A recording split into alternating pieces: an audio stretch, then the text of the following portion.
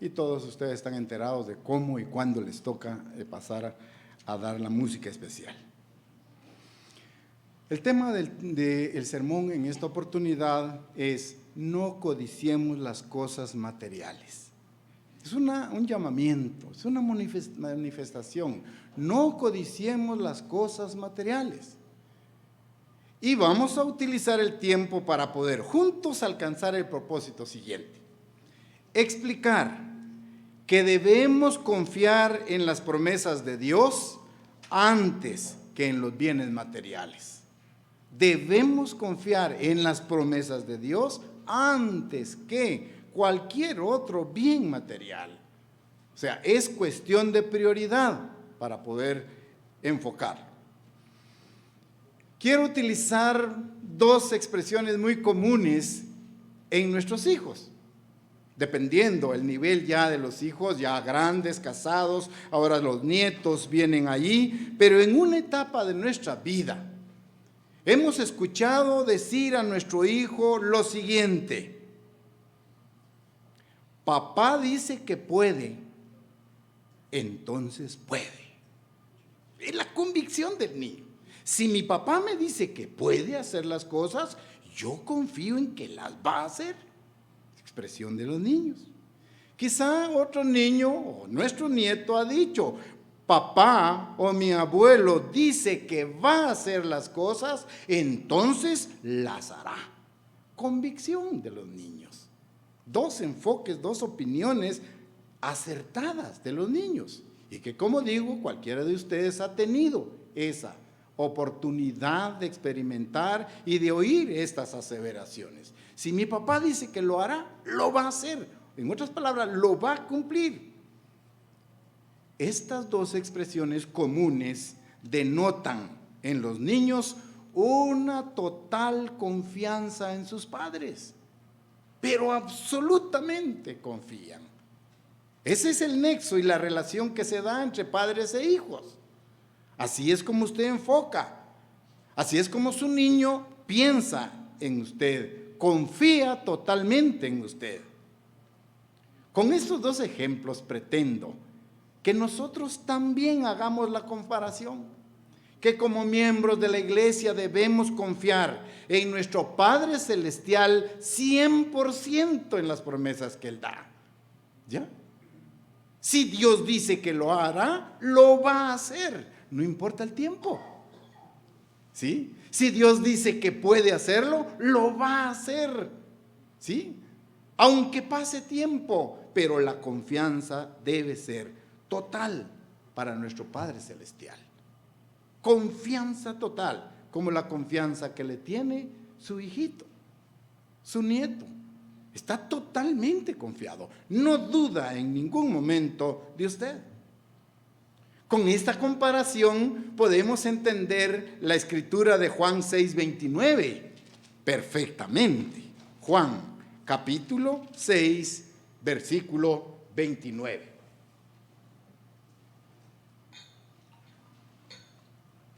Evangelio de Juan, capítulo 6, versículo 29. Vean en relación a la confianza 100 en nuestro Padre Celestial. Ahora leo. Respondió Jesús y les dijo: esta es la obra de Dios. Vean en qué consiste. Vean el concepto. Esta es la obra de Dios: que creáis en el que Él ha enviado. Confianza. 100%. Que creáis en el que Él ha enviado. Otra traducción dice de este versículo: lo único que Dios quiere es que crean en mí. Dice otra traducción: que soy quien Él envió. Y así hay diversidad de traducciones. Pero hermanos, para creer en aquel que lo envió, todo comienza con fe. El principio, el start, el inicio de toda creencia, todo comienza con la fe. La ausencia o la falta de la fe va a resultar en años y años de vivir en un desierto y desconsuelo. Si no tenemos fe, vamos a pasar una vida en un desierto, en una vida de desconsuelo, de desesperanza. Si no tenemos fe, será ese el ambiente en el cual vivamos. Pero la presencia de la fe resulta o da por resultado una vida en abundancia. Juan 10:10. Jesucristo dijo: yo he venido ¿para qué? Para que tengan vida, pero para que la tengan en abundancia si creen que Dios me envió, ¿verdad? Si confían en mí. Si yo les he prometido que vendré otra vez, vendré, ¿sí? Va a cumplirlo. Entonces, hemos sido llamados a tener una vida y una vida en abundancia. Hermanos, dice: yo deseo que seas prosperado en todas las cosas, que tengas trabajo, que seas diligente, que seas el número 1 del empleado para la empresa. O sea, es eso lo que se nos ofrece: abundancia, prosperidad. Así, con este enfoque, se ve sencillo. Confiar en Dios es una actitud de fe y de confiar en las promesas que Él nos ha dado. Este tipo de fe que nos hace vivir en abundancia, en confianza absoluta en Dios, fue el tipo de fe que desarrolló un líder de la iglesia de nombre Josué. Así vivió Josué. Creyó 100% en las promesas de Dios. Confió en que Dios, si había abierto ríos, si había abierto el mar, si había sacado al pueblo de Israel de Egipto, si había colapsado fortalezas, si había destruido enemigos, nunca Dios iba a permitir que Satanás introdujera sus dedos humeantes de venganza en su herencia. Josué no concibió eso. Vio los ejemplos anteriores, cómo Dios se había manifestado sacando al pueblo de Israel hacia Canaán. Presenció la suspensión milagrosa de las grandes corrientes del río Jordán. Advirtió cuando los sacerdotes colocaron sus pies en la orilla del río e inmediatamente el río se detuvo. La fe que él desarrolló fue una fe absoluta a Dios. Había visto caer a Jericó, no por el sonido de las trompetas, ni por la determinación del ejército que rodeó a la ciudad y le dio 7 vueltas en un mismo día, sino fue por el poder y la promesa de Dios. Entonces Josué confió en Dios. Y la mayoría del pueblo que él lideró, que él guió, siguió su ejemplo. Pero, ahora surge un pero. Hubo un hombre que se negó a seguir ese ejemplo. Hubo un hombre que se negó a desarrollar y a confiar en las promesas de Dios y no acató esas órdenes. Y ese hombre fue Acán.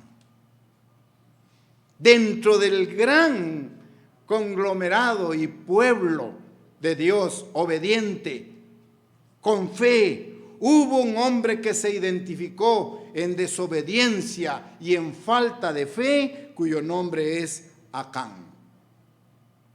Quizá esta historia no sea muy familiar, ¿verdad? Quizá alguien nunca haya oído de él. ¿Por qué? Porque humanamente solemos gravitar alrededor de historias de triunfo y de éxito, como la redención del apóstol Pedro. ¡Qué historia más emocionante! O bien otros van y enfocan la conversión de Pablo. Allá aquel Saulo que perseguía a la iglesia y que al entrar a la ciudad escuchó: Saulo, Saulo, ¿por qué me persigues? y cayó de rodillas. Esas historias nos llenan, nos motivan, pero rara vez nos detenemos a meditar y reflexionar sobre la historia de este personaje de nombre Acán. Quizá nos entusiasma ver la rehabilitación que tuvo Sansón, una historia muy motivadora, pero abordar un tema de corrupción, analizar la actitud de corrupción de Acán, raras veces lo hacemos. Quizá no sea un buen tema. Sin embargo, la historia de este hombre sobrevivió a varias décadas y sobrevivió a las ediciones finales del libro de Josué. Está allí con un propósito, que nosotros podamos obtener lecciones de ella. Dios mantiene ahí esa historia, allí, por una razón. No es una historia feliz, no es una historia motivadora, no es una historia digna de imitar, ni es la lectura placentera que encontramos en la Biblia, pero sí hay un propósito y una razón. La historia de Acán está en la Biblia para prepararnos nosotros como iglesia para una advertencia solemne. Eso es lo que persigue. Está ahí escrito, para que todos nos preparemos para escuchar la advertencia solemne de parte de Dios. En el capítulo anterior, donde está esta historia, termina con una nota excelente. El capítulo anterior, que es el capítulo 6 de Josué, que vamos a ir ahí, Josué capítulo 6, versículo 27, termina en una nota positiva. Josué capítulo 6, versículo 27. Vean cómo finaliza este capítulo. Es el último versículo del capítulo 6. Están llegando a Josué capítulo 6, versículo 27. Vean cómo termina. Dice: estaba pues el Eterno con Josué, y su nombre se divulgó por toda la tierra. Vean la nota, vean la publicidad, vean la situación de Josué. Estaba pues el Eterno con Josué, repito, y su nombre se divulgó por toda la tierra. Es una nota alegre, ¿sí? Porque leemos que el Eterno estaba con Josué, ¿ya?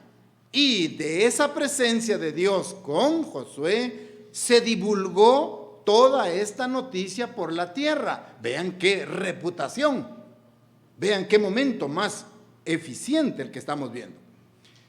Pero veamos algo importante. Deténgase usted a leer la segunda palabra de este versículo. Estaba pues, ahí detengámonos. Estaba pues el Eterno con Josué, y su nombre fue divulgado. Muy bien. Tomen en cuenta, esta palabra pues es una gran palabra. Estaba pues, ¿qué indica? Que estaba en compañía de Dios.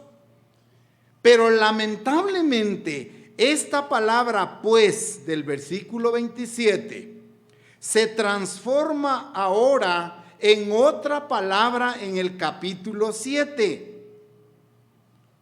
Ya no se lee estaba pues, sino que en lugar de la palabra pues, aparece ahora otra palabra. Y dice, sin embargo, capítulo 7, versículo 1. Vean.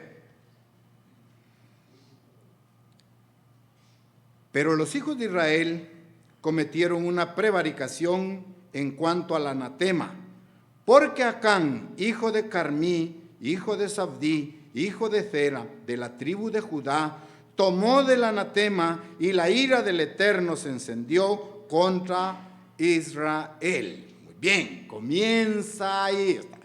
Esa palabra de estaba pues, ahora ya cambió. Ahora estamos leyendo que Israel desobedeció las instrucciones sobre lo que debían de ser, todos los bienes que debían ser apartados para el Señor, y se menciona allí que un hombre llamado Acán había tomado algunas de las cosas que eran anatemas. Entonces, en el último versículo estaba pues Dios ¿sí? Estaba el Eterno con Josué. Pero ahora introduce el capítulo 7 un acto de desobediencia, no de todo el pueblo, de un hombre. Pero vean, la causa y el efecto. No desobedeció todo el pueblo que seguía a Josué, fue un hombre, pero la medida que Dios tomó incluyó a todo el pueblo. Vean cómo es Dios de incluyente allí. Entonces, Acán había robado algunas de las cosas consagradas a Dios. Y ahí podemos nosotros ir comenzando a hacer nuestro análisis. Acán había robado las cosas consagradas a Dios. El diezmo. Eso no consagrado a Dios. ¿Cómo estamos en ese aspecto? Acán había robado las cosas consagradas a Dios. ¿Y yo? ¿Y usted? Es para reflexionar. Es para apropiarnos de esto. Hay lecciones detrás de ello. Pero no es solo lo monetario, porque Dios es dueño del oro y la plata. ¿Sí? Y Dios no va a dejar que su obra perezca. Con su diezmo o sin su diezmo, Dios seguirá la obra. Muy bien. Pero ¿y no le robamos el tiempo a Dios? ¿El sábado? ¿Las fiestas santas? ¿No le robamos a Dios aquella comunicación a través de la oración? ¿No nos inhibimos nosotros de poder hacer un ayuno para acercarnos a Dios? No es solo lo monetario. Hay muchas cosas que necesitamos relacionar. Estoy tomando solo, Acán robó las cosas consagradas a Dios, pero enumeremos ahora nosotros cuántas cosas son consagradas a Dios y que yo las estoy ensuciando y que yo las estoy pervirtiendo y que yo no las estoy utilizando bien. ¿Sí? Ampliemos ese enfoque. ¿Sí? No lo centralicemos en Acán se robó las cosas consagradas a Dios. Ampliemos la vista, el panorama allí. Vuelvo ahora a Acán para ubicarlos en su situación. ¿Cómo vivía Acán? Acán tenía una esposa. Acán tenía una familia. Acán tenía hijos. Pero Acán tenía bueyes. Acán tenía ovejas. Acán tenía tienda. Tenía todo lo material: esposa, hijos, bueyes, ovejas y su tienda. ¿Qué le faltaba materialmente? Tenía todo lo que usted tiene. Tiene una esposa, tiene un esposo, tiene sus hijos, tiene sus hijas, tiene un vehículo, aunque sea modelo 1950, que es clásico. No me sería clásico, ¿no? Bueno, no todos, pero sí. Bueno, tenemos. Acán lo tenía, usted lo tiene. Muy bien. ¿Necesitaba él algo más? ¿O solo confiar en las promesas de Dios? Yo he venido para que tengan vida y para que la tengan en abundancia. Está allí. ¿No? Ese es el entorno. Repito, había familia, habían hijos, habían hijas, habían ovejas, habían bueyes. Cuando menciona ovejas y bueyes, estamos colocando a Acán en un nivel económico medio alto. ¿Sí? Tener ovejas y bueyes, no menciona cuántas, pero tener ovejas y bueyes ya le da a usted una vida cómoda. ¿Sí? Cómoda. Muy bien, esa era la situación de Acán. Leamos el versículo 24 del capítulo 7. Capítulo 7, versículo 24. Entonces Josué y todo Israel con él tomaron a Acán, hijo de Zera, el dinero, el manto, ahora se menciona, el lingote de oro, a sus hijos, a sus hijas, a sus bueyes. Escuchen que es plural. No dice su buey, no, fíjense, sus bueyes tenía mínimo 2, sino más. Sus bueyes, sus asnos, sus ovejas, su tienda, ahora sí es singular, su tienda y todo cuanto tenía, y lo llevaron todo al valle de Acor. Tenía un lugar Acán dentro del linaje de Judá. Acán era descendiente de la tribu de Judá. Y a pesar de todo lo que tenía, violó descarada y deliberadamente la orden de Dios. Violó descaradamente la orden de Dios. Versículos 18 y 19. Vean cuál era la orden. Sí, estamos ahora regresando al capítulo 6. Josué capítulo 6, versículos 18 y 19. 18 y 19. Vean cuál era la orden. Pero vosotros guardaos del anatema, ni toquéis ni toméis alguna cosa del anatema, no sea que hagas anatema el campamento de Israel y lo turbéis. Mas toda la plata y el oro y los utensilios de bronce y de hierro sean consagrados al Eterno y entren en el tesoro del Eterno. Instrucciones claras. Instrucciones directas de parte de Dios que Acán no observó. Yo creo que usted entiende bien allí. Cuando lee, no se queden con ninguna cosa que sea destinada para ser destruida, para el anatema. Pues de lo contrario, si ustedes mismos toman, serán destruidos. Ahora vean, por completo todos. Pero no todos eran Acán. Pero vean que es lo que leímos. Contaminar el campamento. Por una persona se contamina todo. Y hay allí que pagar las consecuencias.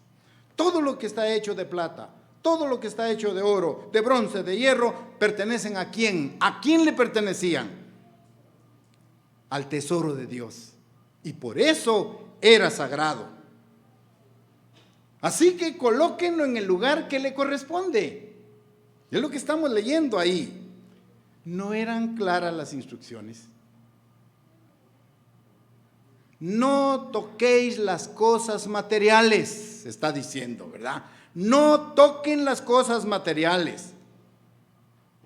Con el oro que miran allí, no hagan collares. Estoy traduciendo. Con el oro que hay ahí, no hagan medallas. Ni con el oro, ni con la plata, ni con el bronce. Nada de regalos entre ustedes con el oro que está ahí, porque hay un destinatario. Nada de las joyas de Jericó tienen que tocar. La instrucción es clara. Dios tenía muchas esperanzas para este pueblo hebreo, como lo sigue teniendo.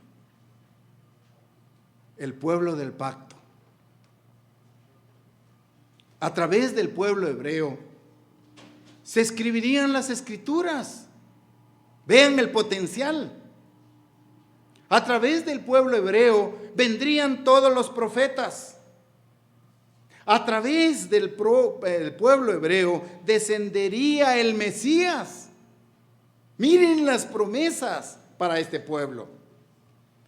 Pero Dios necesitaba que confiaran en Él. Y eso es lo que nos pide a nosotros hoy. Dios necesitaba que confiaran totalmente en Él. Y solo en Él y nadie más que en Él. De ese tipo de convicción y confianza exige Dios. Que confiemos en Él, solo en Él y nadie más que en Él. Eso era lo que Él pedía. ¿Por qué a veces nosotros nos apoyamos en nuestro propio razonamiento? ¿Por qué a veces nosotros echamos mano de nuestras propias fuerzas? ¿Por qué a veces nosotros anteponemos nuestros propios argumentos a los de Dios? La respuesta es porque no confiamos en Él. Cuando usted cuestiona las cosas de Dios, cuando usted cuestiona sus instrucciones, no confía totalmente en Él. No lo acepta como su autoridad, ya, como su Señor, como su amo, ya. Entonces decidimos confiar en nuestra propia capacidad y dejamos el principio y las instrucciones de Dios por un lado y tomamos la iniciativa humana, lógica y racional de cada uno de nosotros. ¿Acaso Dios no es suficientemente la autoridad para creerle? ¿No entendemos y no tenemos ese concepto de Dios? Ese era el concepto y el mensaje de Josué hasta ese momento. Josué se preguntó, ¿quién dividió el Jordán? ¿Fue Josué? ¿Fueron los sacerdotes que llevaban el arca? No. Fue el poder de Dios. ¿Quién destruyó Jericó? ¿Quién botó esos muros? Recuerden las dimensiones de Jericó. Ya lo vimos anteriormente. Anchas y altas. ¿Quién lo destruyó? No fue Josué ni su ejército. ¿Quién dirigió al pueblo a través del desierto? ¿Quién los acompañaba en una nube y en una columna? ¿Quién sino Dios? ¿Quién se apareció a Josué para motivarlo, para alentarlo y decirle, sé valiente, esfuérzate y conduce a este pueblo a Canaán?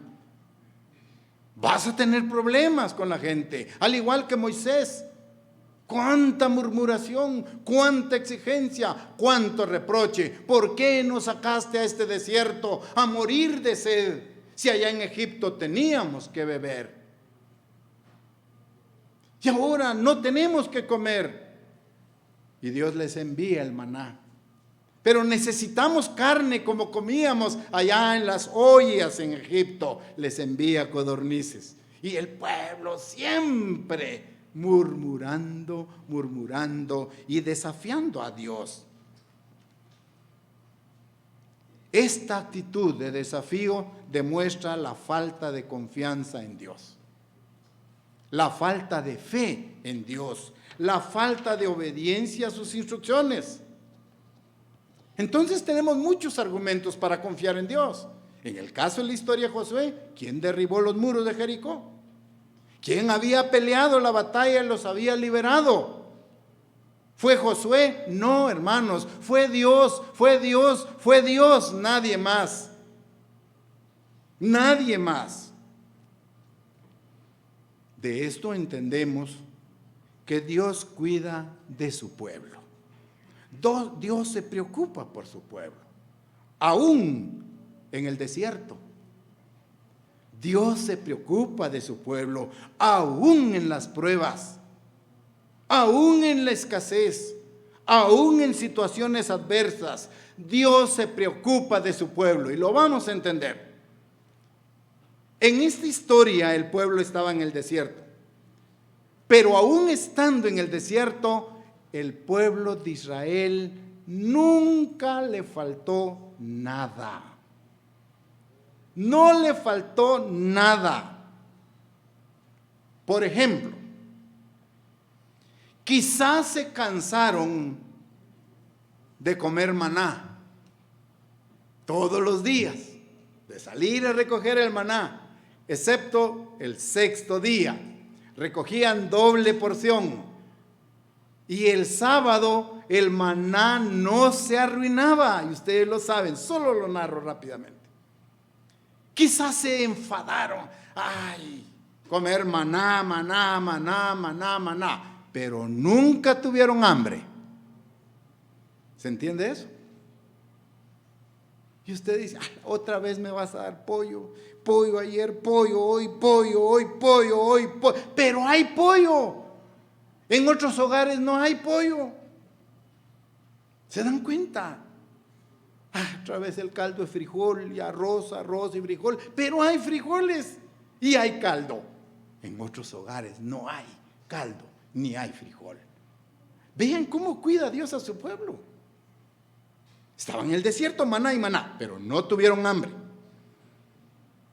Se les dio el alimento necesario, pero también se les dio ropa. Y se les dio algo importante, buena salud. Admirable Dios cómo cuida a su pueblo. Por eso Moisés le recordó al pueblo en Deuteronomio 8:4 lo siguiente. Deuteronomio capítulo 8, versículo 4. En relación a la protección y al cuidado de Dios hacia su pueblo, leemos ahora Deuteronomio 8:4.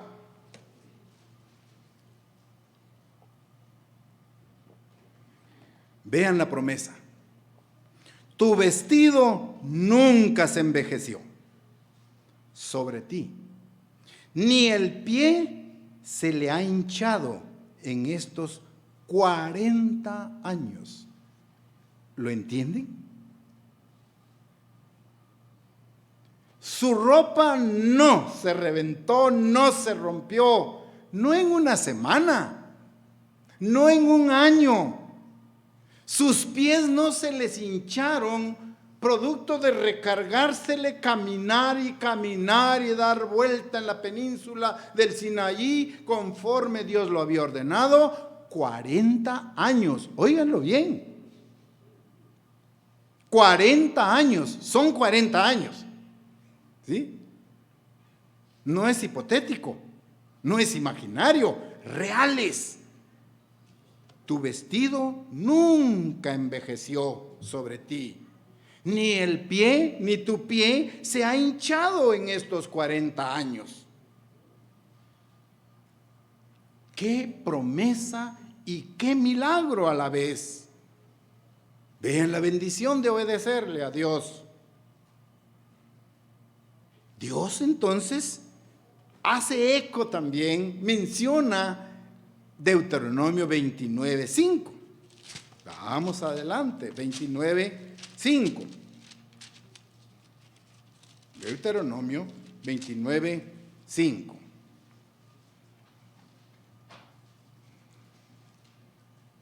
Deuteronomio 29:5. Y yo os he traído 40 años en el desierto. Vuestros vestidos no se han envejecido sobre vosotros, ni vuestro calzado se ha envejecido sobre vuestros pies. Vean eso. Fortalece, colabora a entender Deuteronomio 8:4. ¡Qué gran promesa! Yo os he traído, yo, el Eterno, Yahvé, el HWH, ¿sí? Yo os he traído durante 40 años en el desierto. Y durante esos 40 años vuestros vestidos no se han envejecido sobre vosotros, ni vuestro calzado se ha envejecido sobre vuestros pies. Grandes promesas. Entonces, producto de leer estos dos versículos, podemos confirmar, en el desierto nunca se escucharon murmuraciones o expresiones como las siguientes: tengo que remojar mis pies en agua de sal, por ejemplo. ¿Por qué? Porque dice que tus pies nunca se hincharon. Allá no se escuchó: tengo que mojar mis pies en agua salada. Tampoco alguien estaba allá diciendo: ay, ay, ay, se volvió a romper mi traje. Ni mucho menos se escuchaba a alguien decir: se me rompió la sandalia, ¿dónde encuentro otras nuevas? ¿Lo creen? Estamos leyendo lo que está diciendo Deuteronomio. Pero usted dirá ahora, confrontado con mi realidad y mi nivel de fe, esto parece que como que no mucho, es convincente. De su fe depende, ¿verdad? Porque alguno dirá que un par de sandalias dure 40 años. Si yo compro mis zapatos allá en la sala, en ad hoc y de marcas que hay ahí, y un año sin mucho, comparado con la realidad. Hermanos, ni una ampolla en los dedos de los israelitas, ni mucho menos los juanetes. Ni ampolla ni juanetes. El juanete surge por una mal forma del zapato, o muy apretada, o no sé, pero se va desviando y sale un juanete. ¡Ay, cómo duelen! Nada de esto. Eso es lo que la Biblia dice: ni ampollas ni juanetes, porque Dios cuidó de ellos y Dios les prometió seguir proveyéndole protección hasta llegar a la tierra prometida. ¿Qué nos promete a nosotros Dios hoy? Esa es la historia del pueblo que ya pasó. También para nosotros es el ofrecimiento: ni ampollas ni juanetes hasta el reino de Dios. Pruebas, tribulaciones, pero vamos al reino, llegaremos al reino, estaremos en el reino, si permanecemos en obediencia a sus instrucciones. ¿Ya? Eso es lo que necesitamos hacer. Reconocer a Dios allí. Versículos 7 y 8 del capítulo 8 de Deuteronomio. Regresemos. Deuteronomio, capítulo 8, versículos 7 al 9. Deuteronomio, capítulo 8, versículos 7 y 9. Porque el Eterno tu Dios, oigan bien, porque el Eterno tu Dios te introduce en la buena tierra. Esa es la promesa. Buena tierra, miren cómo es: tierra de arroyos de agua, de fuentes, de manantiales que brota en vegas y montes, tierra de trigo y de cebada, tierra de vides, de higueras y granados, tierra de olivos, de aceite y de miel, tierra en la cual no comerás el pan con escasez, ni te faltará nada en ella. Tierra cuyas piedras son hierro, y de cuyos montes sacarás cobre. ¿Acaso no dice de riqueza? De los montes sacarás cobre. Y esto es profético para su pueblo. ¿Sí? Recuerden ustedes en el subsuelo cuánto hay, cuántos minerales se encuentran.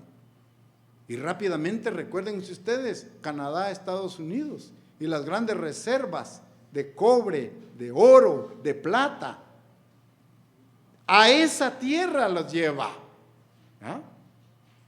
Dentro del concepto de la sociedad de tierra prometida de Dios, tiene todos esos recursos para proveernos de bien, entendiendo que Dios es la única fuente de bendiciones.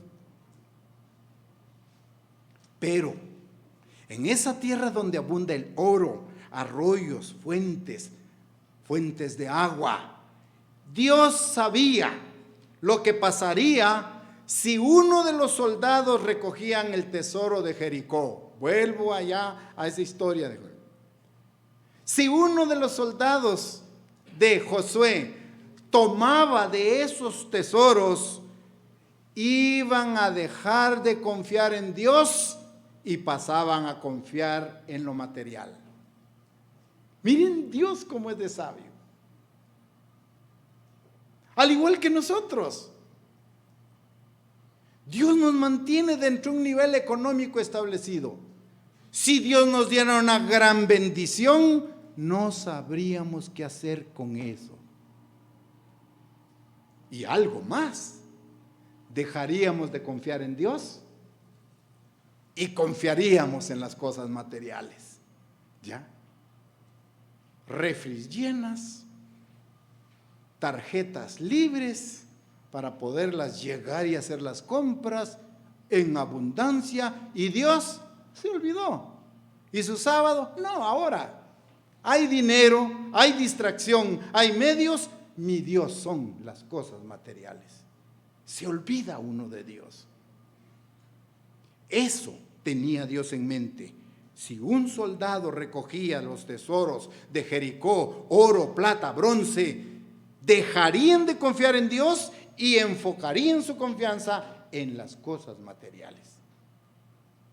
Eso es lo que nos puede pasar a nosotros.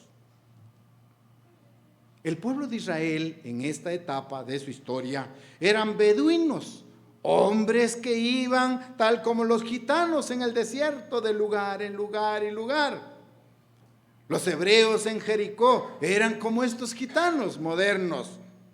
El oro, la plata y el bronce deslumbraría el interés en ellos. Ver los brazaletes, ver los anillos, desatarían en ellos una ansiedad que nunca habían tenido.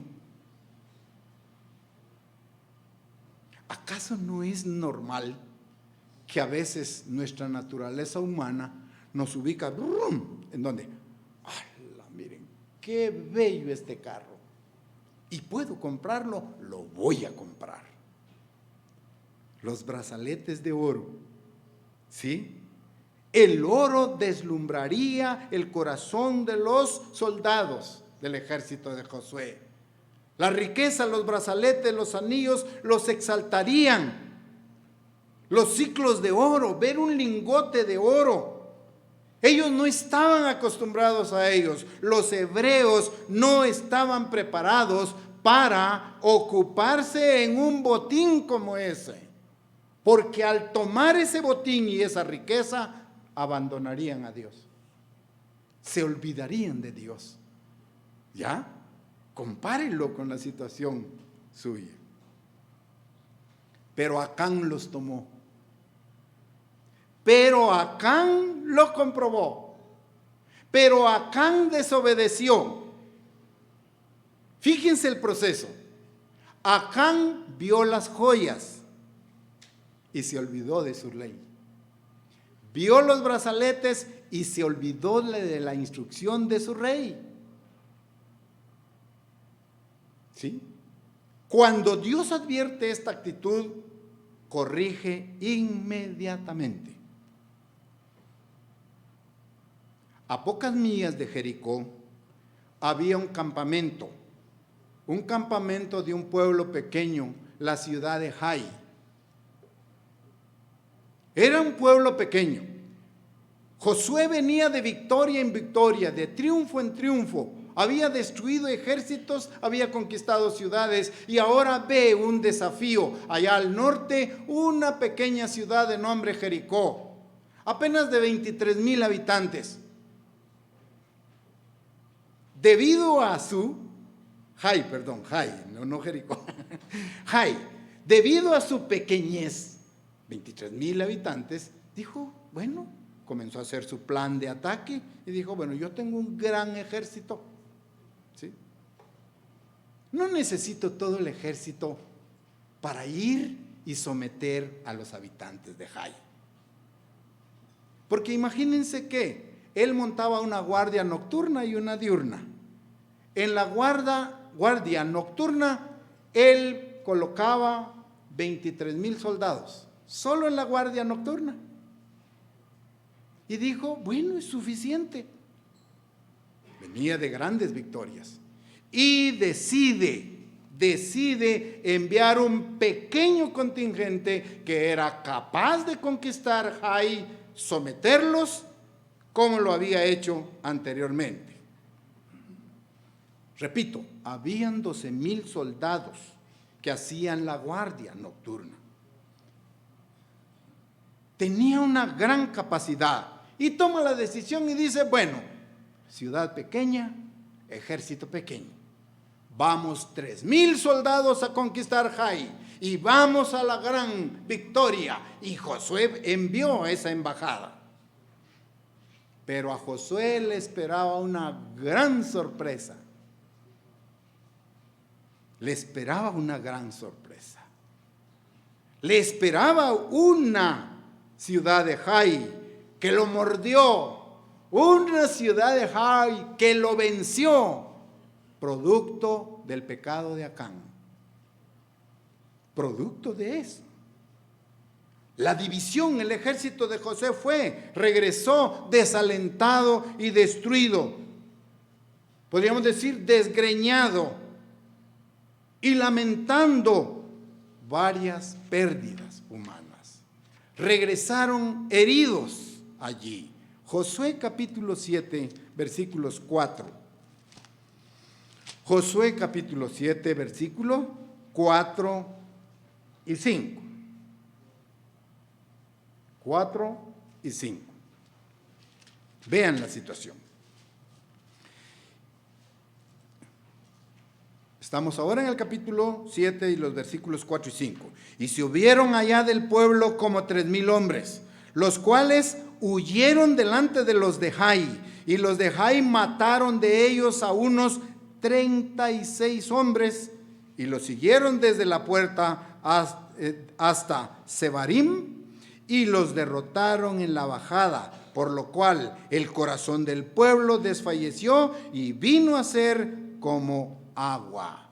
¡Qué sorpresa se lleva! ¿Sí? No lo esperaba. ¿Sí? No lo esperaba de esa manera. Los soldados valientes de Josué se escondieron debajo de las sábanas y estaban temblando y huyen de ese ejército de Hai. En ese momento el pensamiento de Josué se turbó, no hallaba qué pensar. Venía de una racha de victorias y éxitos, venía de una historia de milagros, Jordán, Jericó, el rescate de Rahab, ya había pasado todo esto. Él estaba súper confiado, pero ahora tiene esta dura experiencia. Cayó en crisis,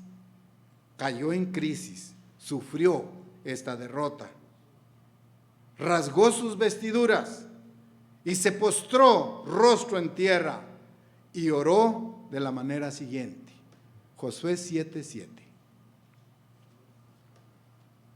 Y Josué dijo: ah, Señor eterno, ¿por qué hiciste pasar a este pueblo el Jordán para entregarnos en las manos de los amorreos, para que nos destruyan? Ojalá nos hubiéramos quedado al otro lado del Jordán. ¿No son las palabras textuales que le repetían a Moisés?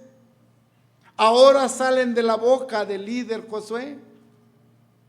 Estaba triste, estaba derrotado. Y vean la oración: ¿por qué me hiciste pasar el Jordán? ¿Por qué me diste tantas victorias y hoy aquí me ves avergonzado y derrotado por los amorreos? Josué se deshizo, ¿sí? Cayó en crisis, pero Dios no había terminado su obra. Dios no había concluido su plan. Versículo 10. Y el Eterno dijo a Josué: levántate, ¿por qué te postras así sobre tu rostro? Levántate, entiende, te voy a demostrar la razón por la cual perdieron la conquista de Jai. Te voy a evidenciar el nivel de desobediencia, no de todo el pueblo, de uno de los integrantes. No estaba terminando su plan. Y le dice, bueno, levántate, retoma el ánimo, ¿por qué te postras así? Y Josué se levantó y Dios le dijo, tenemos problemas en el campamento y no te has dado cuenta. Hay serios problemas en el campamento y te voy a decir qué y quiénes, qué y cómo, y te voy a demostrar lo que está sucediendo. Hay problemas en el campamento.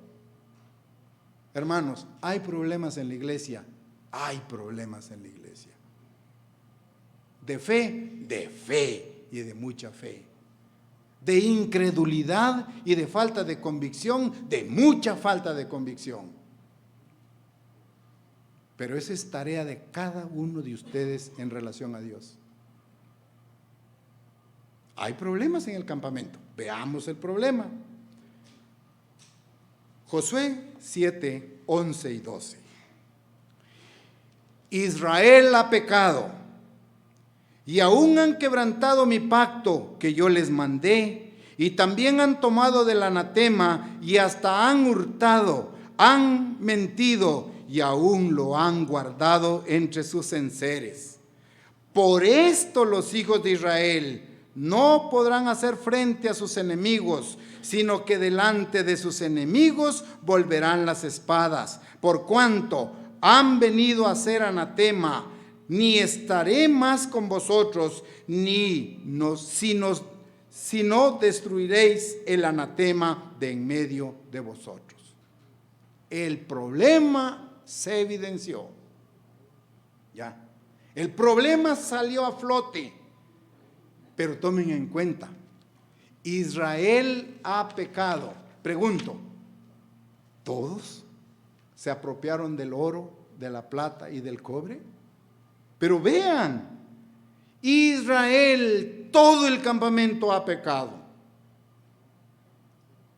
Y luego dice ahí la razón clara. Por esto los hijos de Israel no podrán hacer frente a sus enemigos. ¿Ya?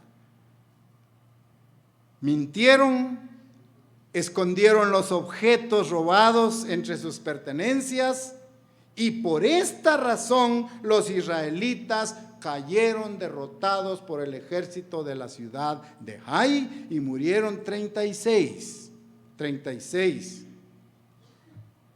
No era que el pueblo de Jai fuera formidable, 12,000 habitantes. Más bien el asunto aquí era dentro del campamento hebreo. Estaba envenenado. No permita usted envenenar su mente con predisposiciones, con actitudes que vayan en contra de la ley de Dios, no del ministerio, ni del consejo de ancianos, que vaya en contra de la ley de Dios. Escúchelo bien. No se deje envenenar. No se esté envenenando con prejuicios y actitudes. El campamento estaba envenenado. Había una manzana podrida que estaba pudriendo a muchos, trasladando sus rumores, sus chismes, sus inquietudes, sus inestabilidades, pero había una manzana podrida y hay que sacarla antes que arruine a todo el fruto. Allí está el problema en el campamento. Pregunto, ¿todo el campamento robó? No. ¿Todo el campamento contradijo y desobedeció la instrucción de Dios? No. Pero allá en el versículo 11 usted lee, Israel ha pecado. ¿Sí? Israel ha pecado, el campamento todo. Y por orden de Dios, Josué comenzó a hacer una investigación. Por instrucción de Dios, Josué comenzó a hacer un análisis. Primero vean el método. De tribu en tribu. ¿Cuántas tribus eran? 12. Josué comenzó a agarrar a la tribu de Judá, a la tribu de Dan, a la tribu de Zabulón. Grande, el método inductivo de lo mayor a lo menor. De tribu en tribu. Pasó la revisión. De familia en familia. Y llegó ahora de hombre a hombre la investigación. Hasta que encontró al culpable de nombre Acán, quien confesó lo que había hecho. Los tesoros que había robado estaban escondidos debajo de su tienda. Pero leámoslo. Josué 7, 20, 21. Josué 7, 20, 21. Vean qué dice ahí. Y Acán respondió a Josué diciendo: verdaderamente yo he pecado contra el Eterno, el Dios de Israel, y así he hecho. Pues vi entre los despojos un manto babilónico muy bueno, y 200 siclos de plata, y un lingote de oro de peso de 50 siclos, lo cual codicié y tomé. Y he aquí que está escondido bajo tierra en medio de mi tienda, y el dinero debajo de ello. La investigación fue efectiva. De tribu en tribu, de familia en familia, de hombre a hombre. Y se llegó a la persona que había cometido el error y el pecado allí. Y Acán fue sincero, aún dentro de su situación. Tomé. Vean esto. ¿Había caminado con los soldados Acán?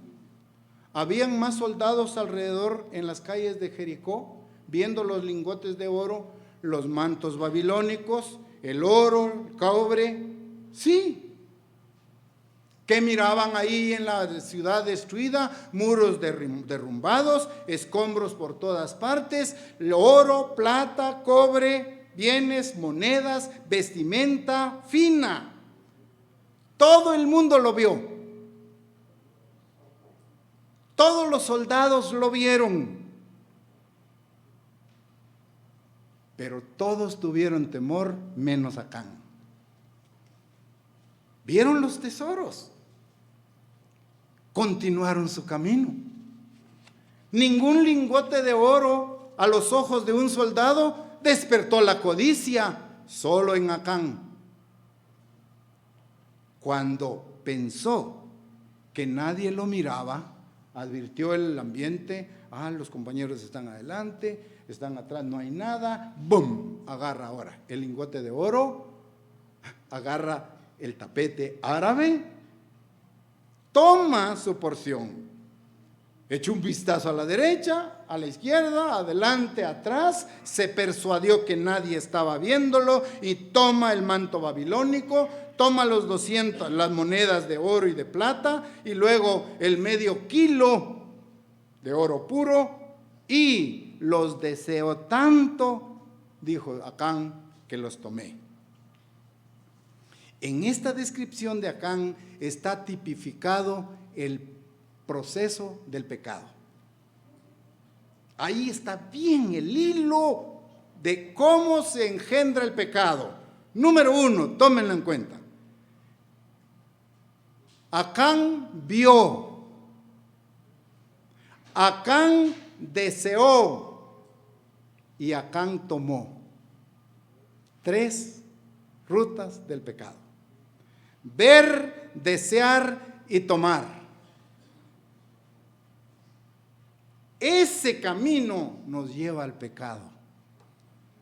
Ver, desear y tomar. Porque otros vieron, otros soldados desearon, no. Otros soldados tomaron, no.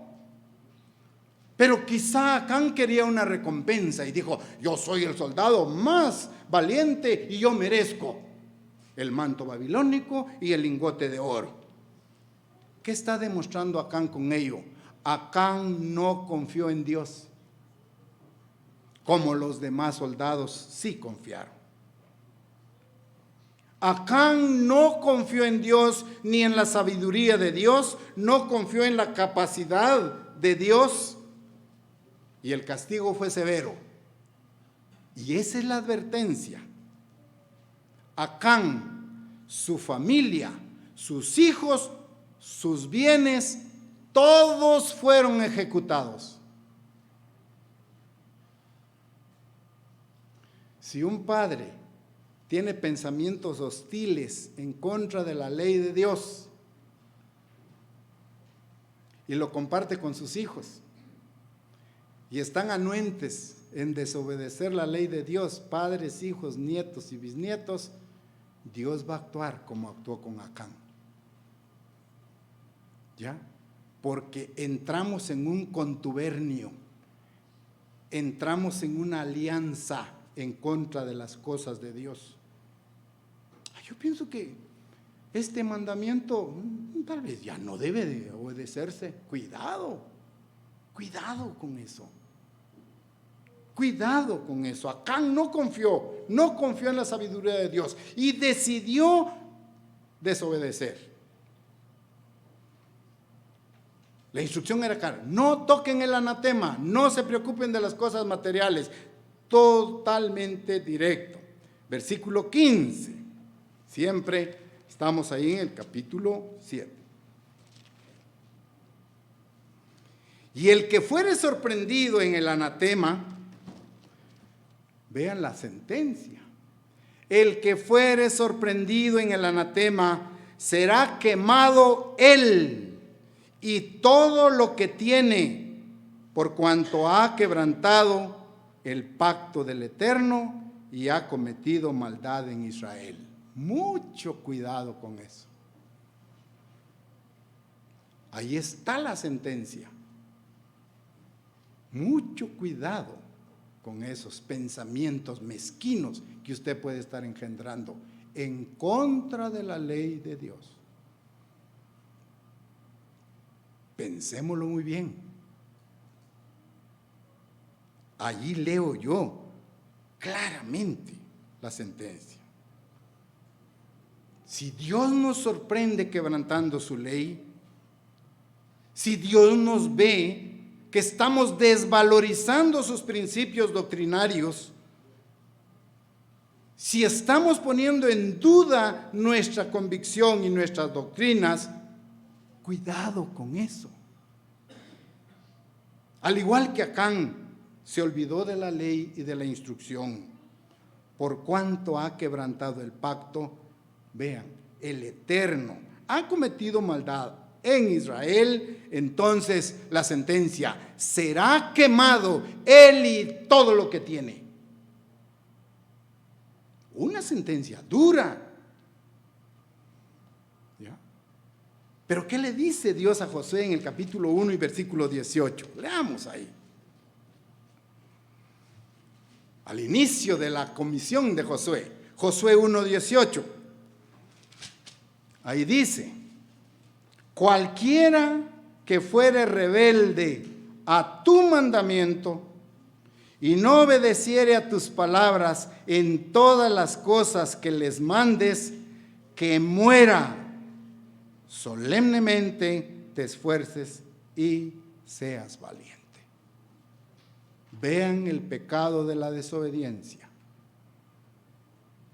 Le está dando Dios una responsabilidad a un Josué débil, a un Josué con naturaleza humana como nosotros, miembros de la iglesia. La orden es para nosotros, seres humanos falibles, pero claramente dice: cualquiera que fuere rebelde a tu mandamiento. Pero pregunto, ¿Josué hablaba los mandamientos de Dios o sus mandamientos? Hablaba la ley de Dios. Era un portavoz nada más, era un transmisor. Él no estaba dando sus órdenes, sus mandamientos, sus instrucciones. Sencillamente estaba reproduciendo los mandamientos de Dios. Y con eso en mente dice, cualquiera que fuere rebelde a tu mandamiento, vean cómo Dios le da la responsabilidad, a tu mandamiento, y no obedeciera a tus palabras, porque eran las mismas palabras de Dios. ¿Sí me entienden? No eran palabras de la interpretación de Josué. Si no, no le da tanta autoridad allí. Desobedeciera tus palabras en todas las cosas que les mandes, sentencia, que muera, sea ejecutado, solamente que te esfuerces y seas valiente. Es la motivación para todo cristiano. Esfuérzate y sé valiente. Acán tomó el tesoro y lo llevó a su tienda. Y con esto involucró a su familia, a su esposa, a sus hijos. Y con esto incluyó a sus bueyes, a sus ovejas, a sus asnos. Involucró en su pecado a toda la familia. Pero el juicio fue inmediato. Y el juicio fue severo. Acán, su esposa, sus hijos, sus hijas, sus bueyes, sus ovejas, sus asnos, todos murieron. Sorprendente, un Dios duro. Pero no, Dios es amor. Sí, Dios es amor. Así lo entendemos. Con todo y sus posesiones. Hermanos, esta es una advertencia solemne, profunda para nosotros. Entendamos que Dios es celoso con nuestra confianza. Dios es celoso con nuestra fe. Dios no nos sugiere ni confiar en Él, ni tener fe. Dios no nos sugiere. Dios nos manda a obedecerle. ¿Sí? Dios no nos recomienda, Él nos exige. Exige un pueblo fiel, un hombre, una mujer con determinación. No toquemos el anatema, confiemos en Dios, no en nuestras propias fuerzas. Dios es un Dios celoso y quiere un pueblo preparado, entregado a Él. Esta historia de Acán deja excelentes lecciones. Hay un paralelo en el Nuevo Testamento. La iglesia recién estaba comenzando su propia era. Jesucristo había fundado su iglesia en un día de Pentecostés, y en ese día, con un sermón sorprendente de Pedro, inspirado por el Espíritu Santo, se convirtieron 3,000. Sermones milagrosos, bautismos, crecimiento. Todo esto se dio hasta el capítulo 5 del libro de Hechos. Pero llega un capítulo 6, en donde Ananías y Zafira, igual que Acán que robó de los tesoros, ahora Ananías y Zafira roban lo que le pertenecía a Dios. Y saben la historia que está en Hechos 6. Prometieron vender su propiedad y ellos prometieron dar el dinero a la iglesia. No los obligaron, no los acondicionaron o los recriminaron. Ellos voluntariamente dijeron: venderemos nuestra propiedad y daremos todo el dinero para que la iglesia pueda desempeñar su cargo. Pero entre la promesa y la venta, cuando vieron el dinero en la mano, cambiaron de opinión. Y llega el esposo al templo a presentar su ofrenda. Y con una gran mentira dice: aquí traemos el valor de nuestra propiedad para la iglesia. Habían decidido no entregar todo. Habían decidido tomar un porcentaje. y entraron en conveniencia esposos y van delante de Dios con una mentira. Hechos 5:11, solo para recordar un poquito esto en relación a la historia que ustedes conocen ahí. Hechos 5:11.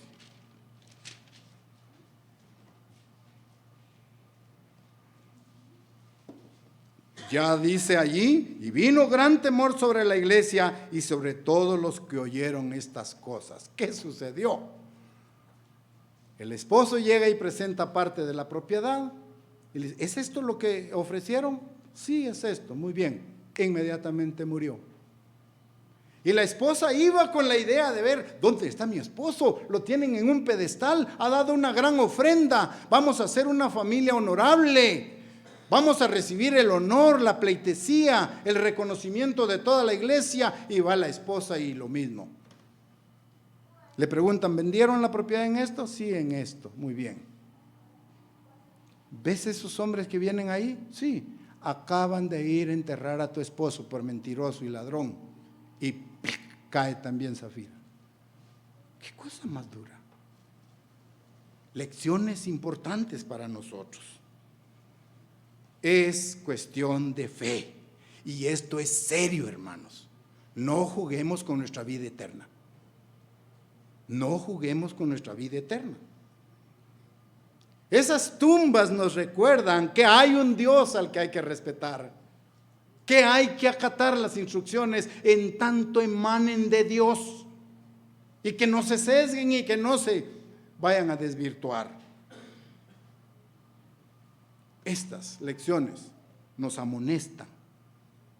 Tengamos cuidado. Así como se llegó a investigar en la tienda de Acán, ahora yo le pregunto, ¿qué encontrarían en su tienda? ¿Qué encontraría una delegación que fuera a su tienda? ¿Encontraría un gabinete lleno de fe? ¿O encontraría en su tienda un closet lleno de ambición? ¿Qué hay en su tienda? Esto es para nosotros. ¿Fe o codicia? ¿Obediencia o rebeldía? ¿Qué hay en su tienda? ¿Sujeción a las cosas de Dios o rechazo? ¿Qué hay en nuestras tiendas? Si hay desobediencia, si hay rebeldía, si hay rechazo a las cosas de Dios, no vamos a estar en el reino de Dios. Acán y sus cosas fueron quemados. ¿Ya? Lecciones profundas para nosotros ahí. Esta historia nos recuerda, no pongamos nuestra fe y confianza en las cosas materiales. ¿Sí? Buscad primeramente el reino de Dios y su justicia, y todo lo demás será añadido. Pablo a Timoteo le escribe en 1 Timoteo 6:16. 1 Timoteo 6:16.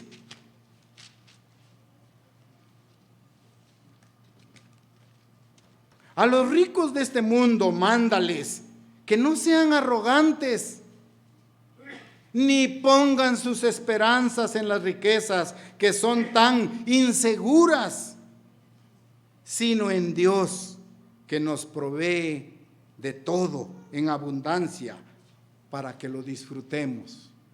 Vean qué bendición. No es que sea malo ser rico, no es que sea pecado ser rico, no.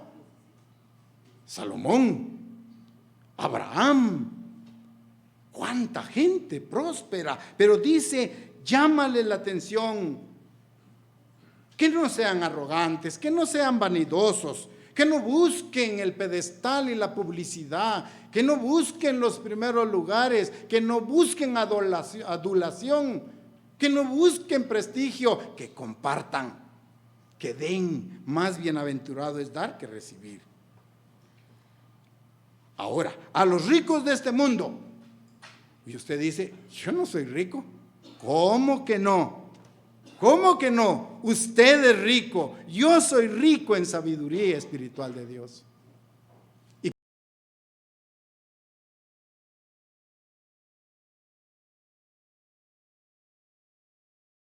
La prosperidad es el resultado de la fidelidad. La prosperidad es el resultado de la fidelidad. Compruébelo, comprobémoslo juntos, seamos fieles y Dios nos va a prosperar. Pero antes, fieles. ¿Sí? Antes, fieles que prósperos. ¿Ya? Proverbios 22:4. Proverbios 22:4.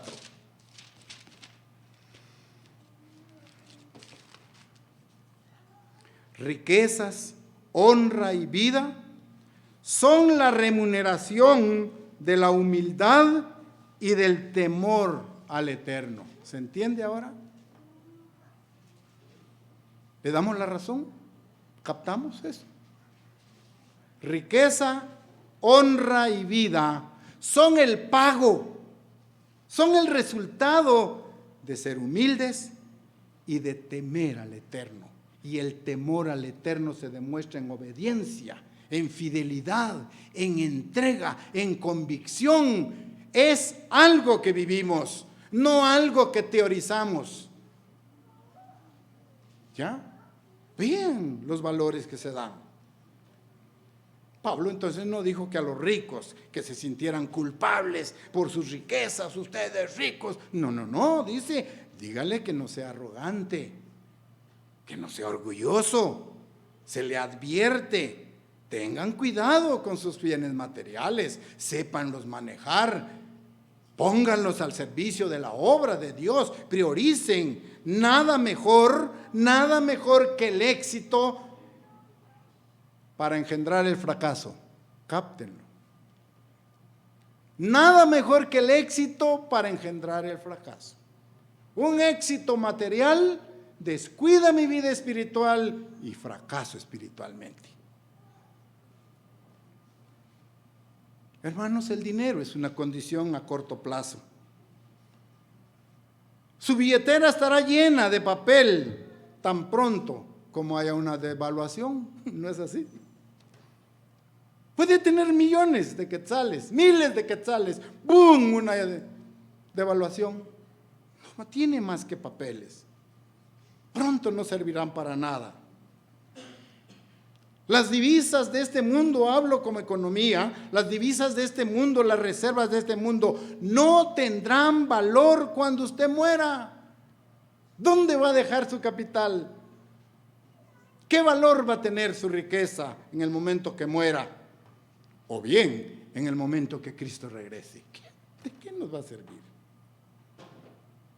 Si acumulamos tesoros terrenales y no tesoros celestiales, ¿en dónde estamos colocando nuestra confianza? ¿En quién confiamos? ¿En el Dios eterno o en el Dios que le vamos a poner nombre ahora? El Dios más. Más comida, más ropa, más alimentos, más amistades, más, el Dios más. Y abandonamos al verdadero Dios. Quiero más distracción, quiero más dinero, quiero más bienes, quiero más casas, quiero más ropa, quiero, más. Ese es su Dios, el Dios más. El que gobierna y domina su vida. Ese Dios nunca se sacia, siempre quiere más. ¿Se dan cuenta? Tomemos nuestra experiencia. Ese Dios nunca se cansa. Quiero más camisas, más pantalones, más corbatas, más y más. Sí, es una acumulación tremenda. Pero ese Dios más va a corromper su corazón y va a hacer flaquear su fe y va a llevarlo a desconfiar en el verdadero Dios. Ese Dios más le hace a usted muchas promesas y nunca las cumple. Pero el Rey de Reyes dijo: yo he venido para que tengan vida y para que la tengan en abundancia. Y el Rey de Reyes nos dice: buscad primeramente el reino de Dios y su justicia, y todas las demás cosas os vendrán por añadidura. Entonces, concluyendo, nuestros hijos dijeron: si papá dijo que pudo, puede. Si mi papá dice que lo va a hacer, lo va a hacer. Confianza 100 en el Padre. Así tenemos que confiar en nuestro Dios eterno. En todo lo que Él promete, dice que Él lo va a cumplir. Crezcamos en fe, ¿sí? Crezcamos en la confianza en el verdadero Dios y estaremos siempre protegidos por Él. No codiciemos las cosas materiales, busquemos primeramente el reino de Dios y su justicia. Esa debe ser nuestra meta, y cuando Dios nos bendiga con riquezas materiales, hagamos buen uso de ellas, ¿sí? Porque es una bendición. Riqueza y honra son el producto ¿de qué? De la humildad y la fidelidad.